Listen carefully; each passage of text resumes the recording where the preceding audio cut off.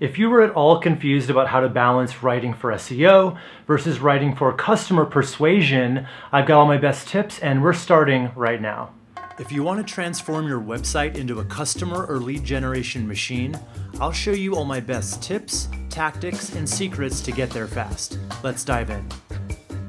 Hey there, Wes McDowell here, web strategist for The Deep End, and if you're not subscribed to the channel yet, go ahead and click on that little subscribe button and the bell icon next to it so you never miss another video you need to succeed online. So if you have a website and you're at all interested in SEO for the website to get people to find you from Google, this video is going to be a biggie for you. So here's the thing, when you write for your website, you need to include enough words and enough content for Google to go on, and you need to write persuasively to your would-be customers. So the problem is these involve very different skill sets, right? You know, writing for SEO involves basically inserting a lot of different keywords and phrases, technical stuff, you know, and the problem with that is you can turn off real human beings in the process if it reads awkwardly. And this can get even more complicated and read even more awkwardly if you're trying to go for a local keyword phrase like air conditioning repair San Diego, for instance. So essentially, you've got two very different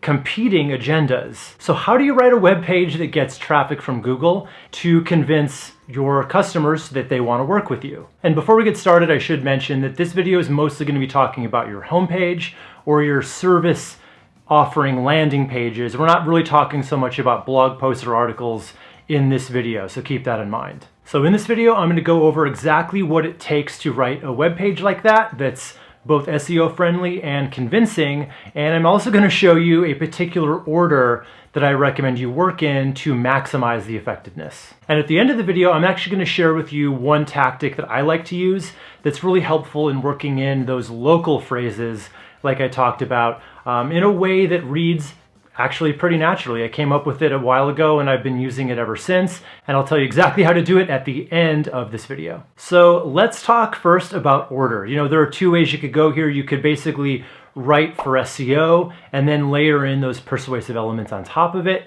or you could write for human beings first and then add in all those keyword phrases that you want to rank for. And that's the way I recommend you do it. And the reason is it's much easier to add in individual keyword phrases or words into a well-crafted, carefully considered sales copy page rather than adding in whole persuasive arguments after the fact. So what I recommend is having an idea of the overall topic of the page, which is basically the service that you offer, and knowing maybe the primary keyword phrase that you think you want to rank for. And that's about all I would really have in mind at this stage in the game. And the reason is I really want you just to focus on writing meaningful copy that connects in a real way with your audience. And let's face it, having a whole list of keyword phrases that you're kind of trying to work in while you're working, that's going to split your focus. So we're going to add those in later. Just have the overall topic and primary keyword phrase in your mind for now. So for now, we're going to concentrate on what goes into a highly converting, highly convincing web page. And then after that, I'm going to talk about how to strategically layer in those keyword phrases that you want to rank for. We'll get to that next. Okay, first up we have what we call the hero section. Now if you've watched any of my other videos, you're probably very aware of what this is and what it has to do. It has to accomplish three things, right? So it has to tell people exactly what you do, why that matters, and what they need to do next in order to take you up on your offer. And it has to do all of this in about 3 to 5 seconds. This is what I call the 3-second rule. Because if this part is unclear and people get to your website and they don't immediately know exactly what you offer and how it's going to improve their lives, it's basically unclear and they're confused and you're going to lose them. They're probably just going to bounce off and head to the next website. Okay, so there are basically 3 different formulas that I like to use for the hero headline. The first thing you can do, which I kind of like the best, tell them exactly the transformation that you're promising them. Or you can tell the problem you solve, or if neither of those really fits in your case, you can just be really simple and tell them exactly what you do and then the main benefit. So the idea would be, we do this so you can get, do, or achieve this outcome. Then you can use that subheadline right underneath the main headline to give a little bit more clarity about what you do, how you do it, or who you do it for. Basically calling out your ideal customer. Then you just need a really big, bold call to action button that tells people exactly what they're going to do next. Essentially, that first step to getting started with you. You can take a look at my website, for instance, The Deep End. So it's really clear in saying exactly what it is that we do. Customer generation websites that clarify your message and boost revenue. Then underneath, we give just one more benefit. We'll create the website that builds the business you want. And then notice the big button that stands out from everything else that says get a free strategy session. So people know exactly what it is we do, and then they know exactly what they have to do if they want to get started with working with us. And then after the hero section, you want what I call the problem solution section. So what that basically is just a few short paragraphs. Keep in mind, nothing we're writing here needs to be very long. It shouldn't be, in fact. It should be kind of short and punchy. Sound bites, basically, because people never really read a website so much as scan it. So the more you can use headlines, bullet points, all that kind of stuff to really tell the story of exactly how you can help someone, the better it's going to do. So problem solution section. A few short paragraphs where you basically lay out the problem that your customer's experiencing, and you may get tripped up here because it can be a big problem or a small problem or even, a high class problem. The point is everybody, including your customers, are having some kind of problem, and that's why they're looking to you to solve it. And then you introduce yourself and your business as that answer. So the way you do this is you basically call out the problem. Then you what we call agitate it a little bit. You make them feel that pain just a little bit by talking about either the feelings they're feeling or examples of the problem or symptoms of the problem. Check out this example on Cozy World's website. This page is about tankless water heaters, and it basically says, have you experienced the worst shower ever? The shower where your body's completely lathered in soap, your hair's full of shampoo, you're washing your face and the water turns cold. So it basically paints a really interesting picture, kind of in story form, of how bad a cold shower can actually be. And this is really relatable because, let's face it, we've all been there. So this is a really effective way of getting people to take notice. And then when you introduce yourself as the answer to that problem, they're much more receptive to that. Okay, so once you've made them feel the feelings associated with that problem and with that pain, you just put in a really simple transitional sentence that says something like, but it doesn't have to be that way, because this is the exact problem you solve, and you've helped countless people just like them get through it before. So this not only shows you as the solution they're looking for, but as an authority that they can really trust. Okay, the next important section are unique selling propositions, or USPs.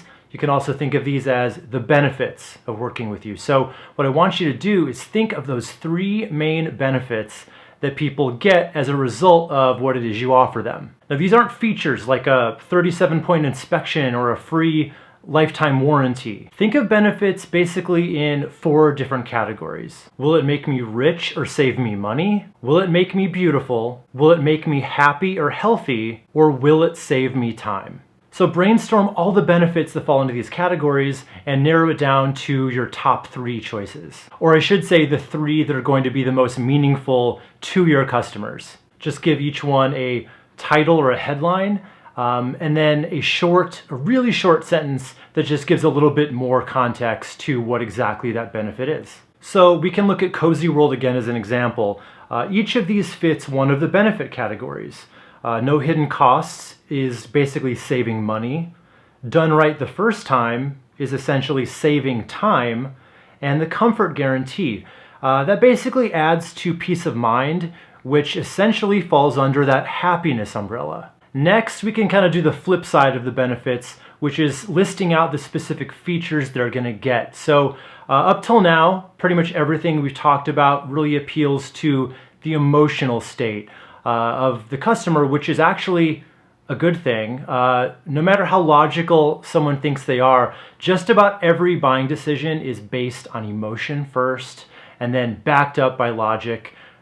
pretty much once they've already made the decision that they want to buy. And this is the section that basically feeds into that logic part of their brain and lets them back the decision up. And not to step on it, but this is actually going to be a great place where we can add in some of those SEO keyword phrases a little later.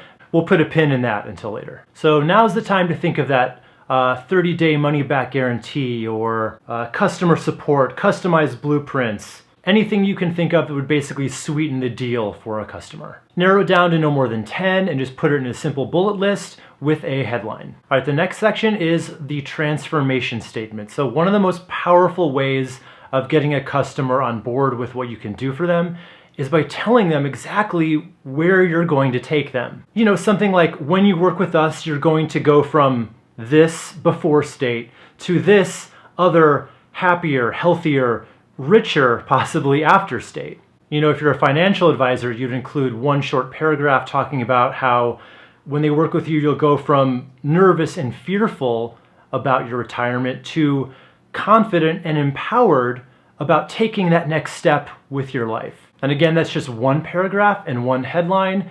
Keep it skimmable, keep it short and sweet. And you're going to want to include the actual result, like the tangible result they can expect, as well as the feelings associated with it. Now, I know what you're thinking, you know, if you're a logical person, I'm a logical person as well.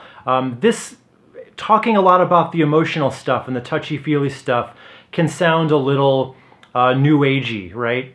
But I'm telling you, bringing up the emotions in a non-cheesy way, there's a non-cheesy way of doing it, can really paint a picture and will sell things far more effectively than if you were just to talk about the tangible, quantifiable results. So don't ever shy away from talking about those feelings. All right, next you'd obviously want some testimonials and reviews, because testimonials are one of the most powerful ways of actually convincing someone that they want to work with you, because you can talk all you want. You can talk to your blue in the face about how great you are as a business, but it doesn't mean a whole lot until they hear an actual customer, someone like them talking the same stuff about you. So this isn't something you have to write. These are things you have to gather. If you've got Google reviews or Yelp reviews or anything like that, or if you have anyone you can ask for a good customer testimonial, go ahead and start gathering those up at this point. Okay, this next thing is actually pretty huge, and that's frequently asked questions. So once people have gotten to this part of the page,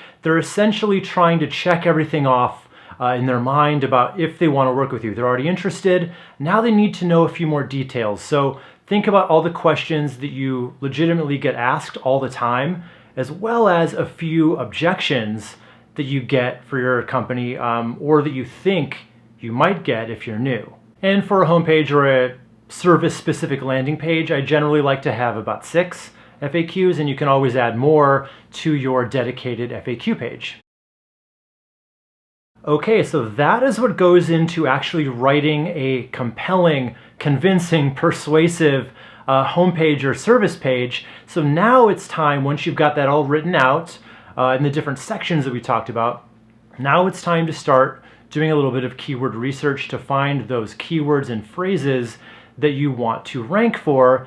And now I'm going to show you my best tips for different ways of kind of sprinkling them throughout the content in a way that's readable, that doesn't look like it's written just for Google, and doesn't turn people off. In fact, if you do it right, Google will see these words are there, but your human readers won't really even notice that they're being worked in. So like I said before, the reason why I had you write all of that with no attention paid to those keywords, in fact, not even really knowing them yet, is because I wanted you to be able to freely form your thoughts and your cases for, you know, all that content, and not get tripped up by trying to insert words where maybe that would end up driving the conversation, steering the conversation in a different direction that wouldn't hit home as well. So now is the time when we're going to start focusing on the SEO part. So the first step here is to do your keyword research. I'm not going to go too far into doing actual keyword research in this video, but I have done a video in the past on that, and you can click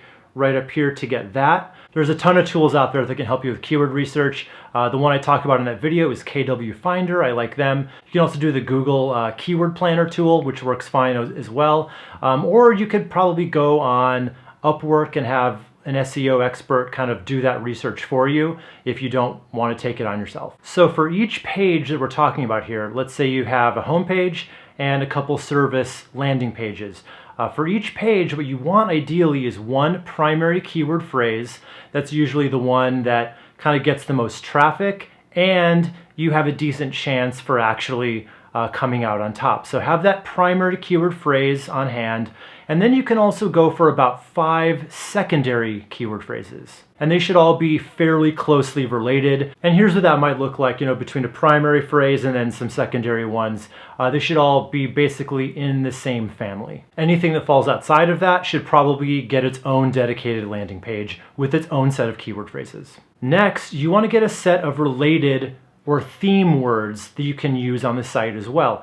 Now, these are not necessarily words you're trying to rank for, but these are words that Google is going to take a look at your overall page, because Google's gotten very good at understanding the overall topic of a page.